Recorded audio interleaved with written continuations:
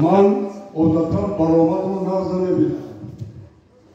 همین صحنه کینو آمدولا تکست نوشته می‌کردم با اونجا اون رو برآمد می‌کردم بتوانم.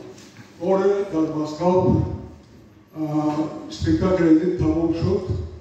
یکی از تماشاگران یک سوال بود.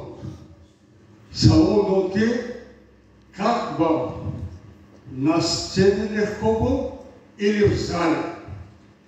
Ман жауап дадам ки мне легче было на сцене. این یک پهلوی گپ دیگر پهلو در دنیای разведка یک گپی درست یک میلیارد گپی درست یک چهارشتم نگو разведчика пуснал ки за границей работать легче тебе или здесь? Разведчик жауап даст. Мне там легче было работать. Вопрос, почему? Там я знал, что стоит враг. Я имел дело с врагом. Здесь гуфт наметован и двусторонний душман. И фалсафе шуди, фалсафаяс, шкелет вебам иктор. И по дуньей санат ахдора. И ноли мелечок кашт. Ноли навсар карал. Даряк того навештат, чара одам сенка бешавад. 99 каза пуштидам, баъд охирла хидм навештат. Навештат ки камбагал бисоркам бизан. Касал дар пеши доктор бисоркам бизан. Инам як мелечок. Омад рафт. Агу кам дарак ма ҳалим саркид мади юмор надорам. Ма масхарамо дестама саҳнама амур ролои ки метавам амур базавур кӯшкора ҳармаро илош кунем. Дарши имрӯз ман аз роҳбари институти соҳиб надорам.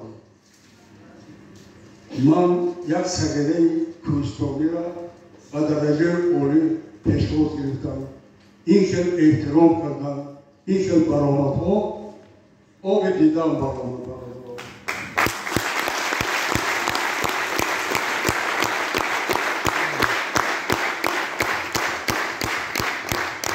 имрӯз раҳмат. Ман дирӯз дар киностудия дар як ҷо муроқат задам, онҷо тайёрӣ надида будам. Инҷа аз хотири айтар ректора тайёрӣ дидам оги. Ман ҳозир нав сар кардам.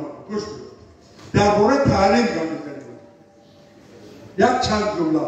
Ҳамин бинем ки рангро безор шуда бас мекунем гапа.